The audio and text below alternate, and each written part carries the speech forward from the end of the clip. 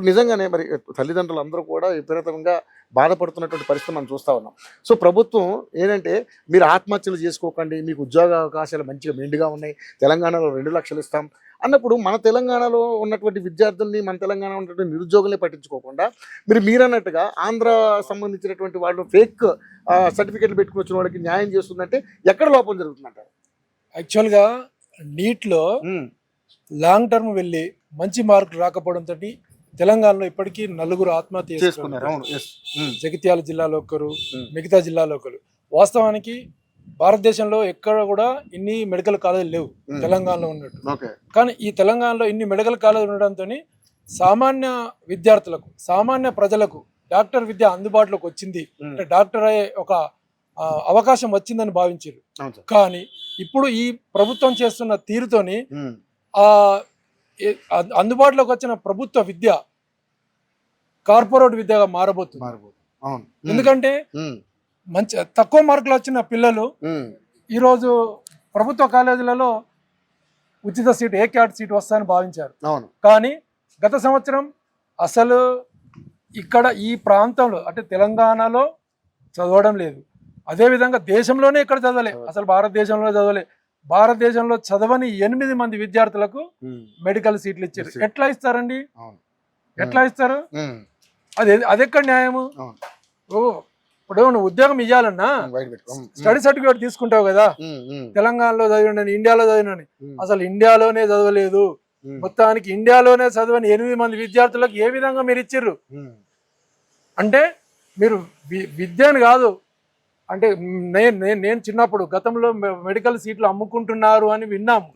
కానీ ఇప్పుడు నిజంగా చూస్తున్నాము. ఇప్పుడు కోట్లు, లక్షలు వాళ్ళు కుమ్మరిస్తున్నారు, మీరు లక్షలు తీసుకుంటున్నారు, అమ్ముకుంటున్నారు. అసలు వాస్తవానికి గవర్నమెంట్ వాళ్ళకి అమ్ముడు పోయిందా? ఎందుకు మీరు కొట్లాడలేదు? గత సంవత్సరం 86 మంది విద్యార్థులను ఏ విధంగా మీరు అలో చేశారు? ఇప్పుడు దాన్ని సాగ్గా చూసి ఇప్పుడు 459 మంది విద్యార్థులు అవుటర్స్, తెలంగాణకు చెందని వారు కోర్టుకు పోయారు. ఇప్పుడు వాళ్ళు మా గడ్డం వస్తే ఇప్పుడు 459 మంది విద్యార్థులు మేము వెనుకబడిపోయినట్టే. ఇంకెన్నాళ్ళు మేము అంటే తెలంగాణ వచ్చినాక కూడా మేము పోరాటం చేయడమేనా? చదువుల కోసం, ఉద్యోగాల కోసం ఇంకా ఉద్యమించడమేనా? ఇంకా ఆంధ్రలో వచ్చి ఇక్కడ పెత్తనం చెలాయించడమేనా? ఎంతవరకు సమాజం? మనం కొట్లాడుకున్నదే మన నీళ్లు, మన నిధులు, మన నియామకాల కోసం. కానీ మన నియామకాలకి ఇబ్బంది జరుగుతున్నప్పుడు మరి మీరు కూడా కోర్టులో ఆశ్రయించవచ్చు కదా, ఎందుకు మరి మీరు? అవునండి, మనకు తెలంగాణ ఏర్పడిన తర్వాత ఉమ్మడి ఆంధ్రప్రదేశ్ అంటే 10 సంవత్సరాలు మన తెలంగాణలో ఏ సీట్లైనా వాళ్ళు భాగస్వామ్యం తీసుకోవచ్చు. మనం అక్కడ చదువుకోవచ్చు, వాళ్ళు ఇక్కడ చదువుకోవచ్చు. 10 ఏళ్ళు అది మొన్నటి వరకు అయిపోయింది. కాంగ్రెస్ మొన్నటి వరకు అయిపోయింది. మొన్న లాస్ట్ కాంగ్రెస్ గవర్నమెంట్ రాగానే అప్పుడు 10 years పీరియడ్ అయిపోయింది. అయిపోయినాక ఏంటంటే మళ్ళీ ఇతర రాష్ట్రాలకి ఇక్కడ అవకాశం ఇవ్వద్దు, అంటే ఆంధ్ర వాళ్ళకి అవకాశం ఇవ్వద్దు అన్న ఉద్దేశంతో ఈ 33 జీవోని తీసుకొచ్చింది. 33 జీవోని తీసుకొచ్చిందంటే ఇక్కడ 9th 10th ఇవన్నీ 11th 12th చదివిన వాళ్ళకి ఇవ్వాలని చెప్పారు. ఇవ్వాలని చెప్పినప్పుడు తెలంగాణ విద్యార్థులకు ఇవ్వాలి కదండి. ముందు ఫస్ట్ తెలంగాణ నినాదం రావాల్సిందే కదా మరి. తెలంగాణ విద్యార్థులకు ఇవ్వాలి కదండి. ఎక్కడ ఇస్తున్నారు? మళ్ళీ ఆంధ్రలో నింపినాకనే తెలంగాణలోకి ఇస్తున్నారు. ఇది ఎక్కడ న్యాయము?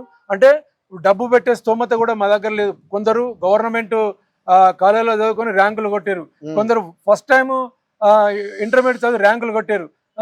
ఇప్పుడు మా దగ్గర డబ్బులు లేవు లాంగ్ టర్మ్ వెళ్ళాలంటే.